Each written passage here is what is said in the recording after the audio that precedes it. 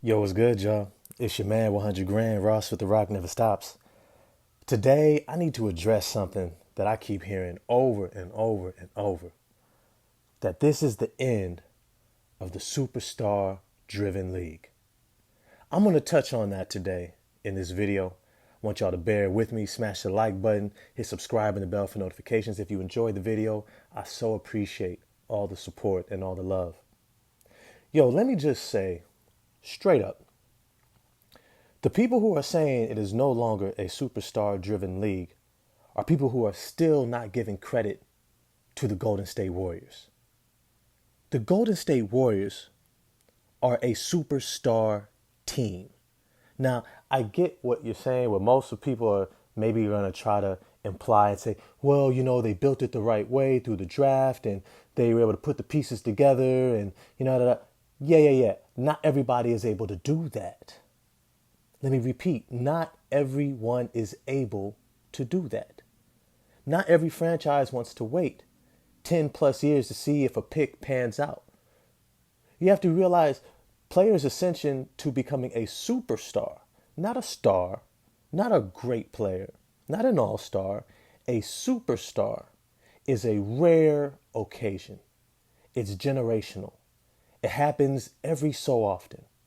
In this league, there's maybe 6 superstars. You got LeBron, you got Steph, you got KD, you got Jokic, you've got Kawhi. And I think there's one other person I'm probably missing. I mean, Luka, I might throw Luka in there. I think I said Giannis already, right? But you get the point. Out of over 300 players, you got 6.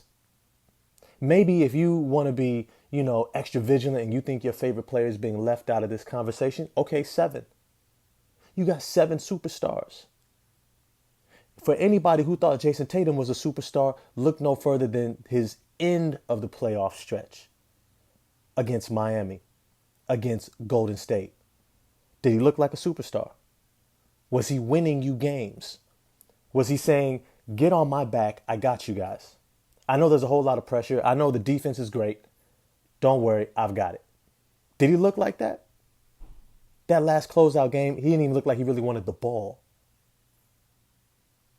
You have to understand that this will always be a superstar-driven league. This is why Brooklyn is so foolish, because you had one of those 6. You had one of those once-in-a-generation talents on your team. And you didn't want to go too far into the luxury tax and re-sign Kyrie Irving? Really? You should have buttoned that down.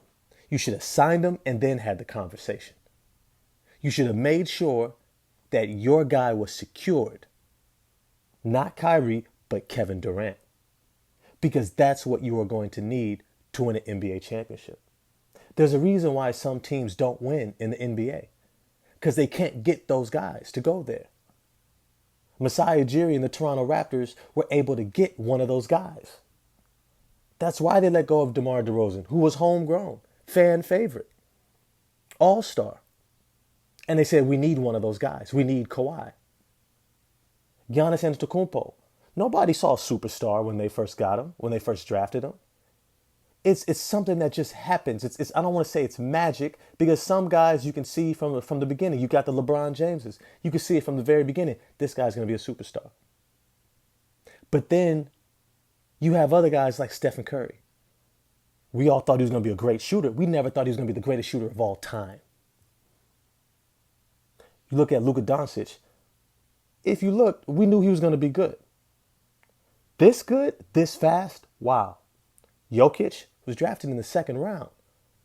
Yusuf Nurkic, who's a role player, was drafted ahead of him by the Denver Nuggets. You see, finding one of those guys is like it's not even like finding a diamond in the rough. It's like striking oil in your backyard. It's probably never going to happen. And when it does, don't bet on it. Just let it happen. That's the reality. The NBA is always going to be a superstar-driven league. This is why all these teams who are talking about building it the right way, you know what they're really saying? is that we want to acquire as many assets as possible so that we can do one of two things. One of these guys hits and becomes a star or superstar, or you have as much of a collection of talents so you can go out and get you a superstar. What do you think Phoenix is about to do right now? They got some stars. They're about to go out and get that superstar in Kevin Durant. You see, and here's the funny part about it, is that even though there's only 6, 5, 7 at the most superstars out there, only one of them is winning the championship. But you know what's consistent? Is there's always one of them winning the championship. Outside of those fluke situations where you have a Detroit Pistons back in the day who were able to take out the Lakers, that's a fluke. That was a superstar defensive team. One of the greatest defensive teams we've ever seen in the history of the NBA. Ben Wallace, Rasheed Wallace, Tayshaun Prince, Rip Hamilton, Chauncey Billups, right? This squad was epic on the defensive end. And they had just enough offense. Caught the Lakers at just the right time to catch them slipping. The reality is, 99% of the time, if you don't have one of those guys, you're not winning it. I know LaMelo Ball looks good. So does Trae Young. You're not winning without a superstar. Unless those guys ascended to superstardom, you're not winning a championship. So when you hear these people start talking about it's the end of the big three era, it's the end of a superstar team. Look, let's be clear. The Golden State Warriors are a big three. Stephen Curry, Klay Thompson, Draymond Green. That is the big three. That is the big three. They are a dynasty. Those are all stars. All of them will be in the Hall of Fame. All of them. So before you guys, and let's not even forget about Andrew Wiggins, who was an all-star this year and played like it in the playoffs all the way through into the NBA Finals.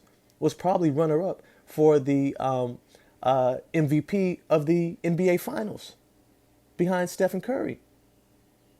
So the idea that you're just going to, quote unquote, build it the right way through the draft and have a team that has great camaraderie and chemistry and a good system and great coaching, people are bought in, playing together, and there's all this great continuity. Yo, that's great, but that's just foundational.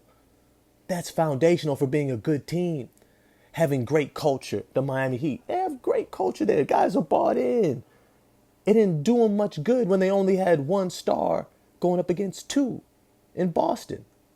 And that didn't do Boston much good when they had 2 stars going up against 3 in Golden State. So whatever your team is, you need to be looking at the number of stars they got. They gonna need about 3. The Clippers, they got 2. They got 2, and they got one of the big guns. And Paul George, he might ascend. He's been real close for a while. But it's to say that that's what it takes. That's what it takes to win a championship. And if you ain't got one, you ain't in this race. But I want to know what you guys think. Is it still a superstar-driven league? Big threes, big twos? What do you think? Let me know. Holla at me in the comment section. You know I respond. Hit me up on Twitter at RockNeverStops2. That's the number 2. And I'm going to holla at y'all next time. Peace.